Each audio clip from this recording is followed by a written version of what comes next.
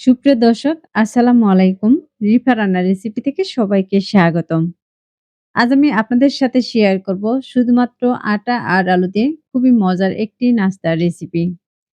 বিকেলে ঝটপট কিছু বানাতে চাইলে রেসিপিটি একবার ট্রাই করতে পারেন। রেসিপিটি বানাতে খুব বেশি উপকরণ লাগবে না, খেতেও কিন্তু খুবই টেস্টি হয়। আশা করছি আমার আজকের রেসিপি আপনাদের কাছে খুবই ভালো লাগবে। রেসিপি ভালো লাগলে ভিডিওতে অবশ্যই একটি লাইক দিয়ে শেয়ার করার অনুরোধ রইল। আর রেসিপিটি কেমন হয়েছে তা অবশ্যই কমেন্টে লিখে জানাবেন। তাহলে আর কথা না বাড়িয়ে চলুন রেসিপিটি একবার দেখে নেই। আজকের এই রেসিপিটি বানানোর জন্য প্রথমে আমি একটি মিক্সিং বোলে দিয়ে দিচ্ছি ২ কাপ পরিমাণে আটা আর দিয়ে দিচ্ছি ১/২ চা চামচ লবণ। এখন এর মাঝে দিয়ে দিচ্ছি আমি ২ টেবিল চামচ পরিমাণে রান্নার তেল। এখন এই তেলের সাথে আটাটাকে খুব ভালোভাবে মিশিয়ে নিব। তেলের যে একটা দোলাভাব, এই দোলাভাবটা কিন্তু থাকা যাবে না। আমি এই আটাটা কিন্তু খুব ভালোভাবে মিশিয়ে নিয়েছি। আর মেশানোর পর দেখতেই পাচ্ছেন তেল আর আটাটা কিন্তু খুব সুন্দরভাবে মেশানো হয়ে গেছে।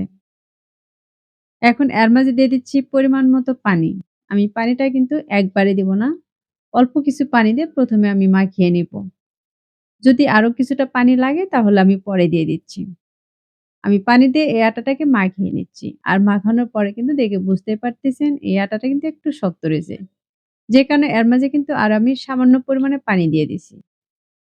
এবার পানি দিয়ে আবারও আমি এই ডোটাকে মাখিয়ে নিচ্ছি। এটা মাখানোর পর দেখতে পাচ্ছেন খুবই সফট একটি ডো তৈরি করে নিয়েছি। আমরা রেগুলার যে আটার রুটি বা পরোটা বানাই সেরকমই একটি ডো তৈরি করে নিয়েছি। আমার এই ডোটা রেডি হয়ে গেছে। এখন এটাকে ঢাকনা দিয়ে ঢেকে সাইডে রেখে দিচ্ছি। আর এই নাস্তাটির জন্য আমি একটি পুর রেডি করে নিব। তার জন্য ফ্রাই প্যানে দিয়ে দিচ্ছি ২ টেবিল চামচ পরিমাণে রান্নার তেল আর কিছুটা আস্ত জিরা। জিরাটাকে কয়েক সেকেন্ডের মতো ভেজে নিয়েছি। এখন এর মাঝে দিয়ে দিচ্ছি আমি ২ টি পেঁয়াজ কুচি। পেঁয়াজটাকে আমি তেলের সাথে নেড়েচেড়ে ১ মিনিটের মতো ভেজে নিব।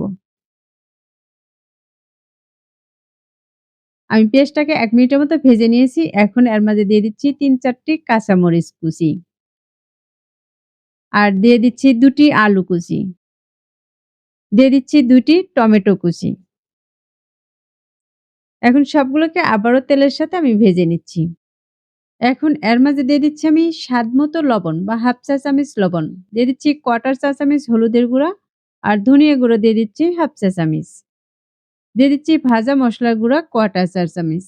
আর দিয়ে দিচ্ছি ১/২ চা চামচ মরিচের গুঁড়া। এখন এই মসলা আর আলুগুলোকে আমি ভালোভাবে মিশিয়ে নিব।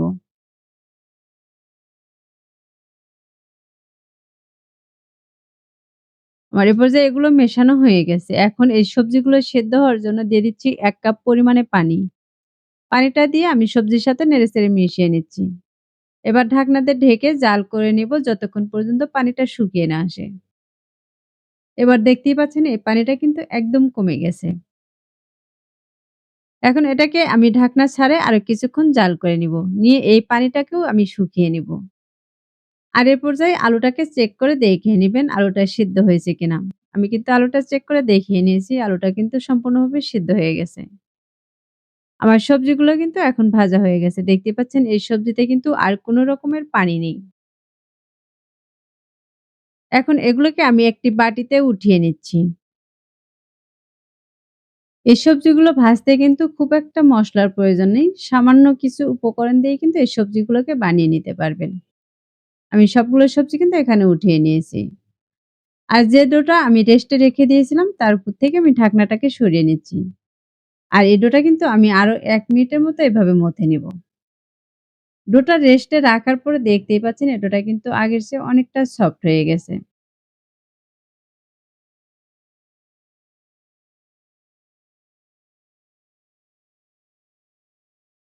আমি ডোটাকে কিছুক্ষণ মথে নিয়েছি আর এখান থেকে এখন আমি ছোট, ছোট করে লেচি কেটে নিব।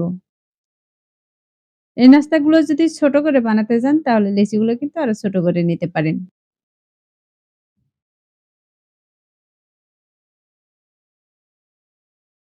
এখান থেকে যতগুলো আমি নাস্তা তৈরি করব ততগুলোই কিন্তু লেচিগুলো কেটে নিচ্ছি। এখন এখান থেকে একটি লেচি আমি হাতে নিয়ে খুব সুন্দর করে কিন্তু মুড়িয়ে, মুড়িয়ে একটু গোল করে নিব।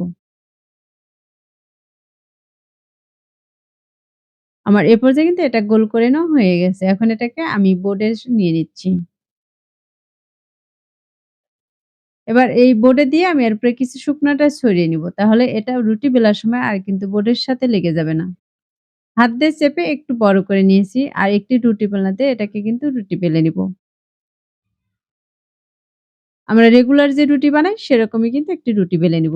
রুটিটা খুব বেশি পাতলা বানাবো না, আবার কিন্তু খুব বেশি মোটাও বানাবো না।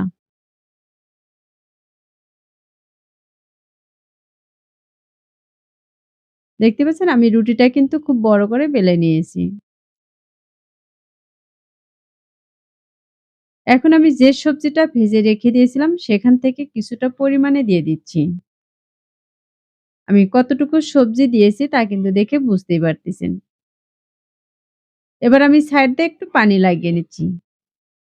তাহলে এগুলো কিন্তু ভাজার পরে আর এর ভিতর থেকে খুলে যাবে না। এবার এক সাইড থেকে আমি এভাবে মুড়িয়ে সবজিগুলোকে ঢেকে দিচ্ছি। এবার কিন্তু অপর পাশ থেকে এভাবে মুড়িয়ে নিচ্ছি। এখন এগুলোকে আমি একটু ফাঁকা, ফাঁকা করে কেটে নিচ্ছি। এই রুটির এক পাশে যদি এভাবে কেটে নেওয়া হয় তাহলে কিন্তু এগুলো দেখতেও সুন্দর দেখা যাবে। আর এর ভিতর পর্যন্তও কিন্তু খুবই মুচমুচে হবে। তখন কিন্তু এগুলো খেতেও ভালো লাগবে। আমার কেটে নেওয়া হয়ে গেছে। এখন আমি কিন্তু এপাশেও পানি লাগিয়ে নিয়েছি। এবার আবারও আমি অপর পাশ থেকে মুড়িয়ে নিচ্ছি। মুড়িয়ে একটি রোলের শেপ দিয়ে নিচ্ছি। দেখতে পাচ্ছেন এ পর্যায়ে কিন্তু আমার একটি বানানো হয়ে গেছে। এখন এটাকে আমি একটি প্লেটে উঠিয়ে নিচ্ছি।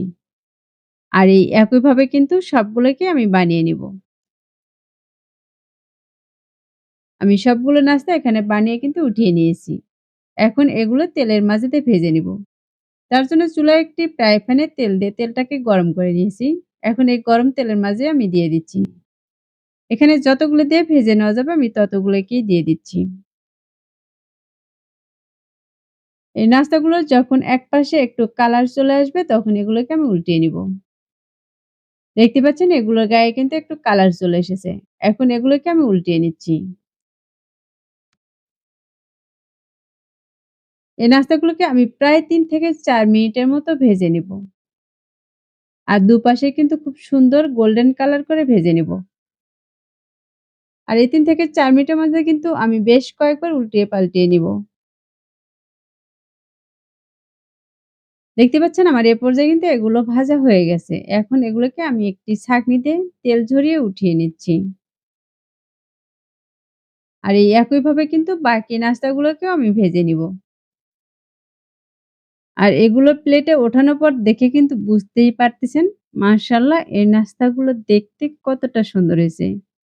নাস্তাগুলো দেখতে যেমন আকর্ষণীয় আর খেতেও কিন্তু ভীষণ মজার। আর বিকেলের জন্য একটু ঝাল, ঝাল নাস্তায় কিন্তু সবাই খুবই পছন্দ করে। এখন আমি এখান থেকে কিন্তু ভেঙে দেখিয়ে দিচ্ছি এটা কতটা মুড়মুড়ে হয়েছে।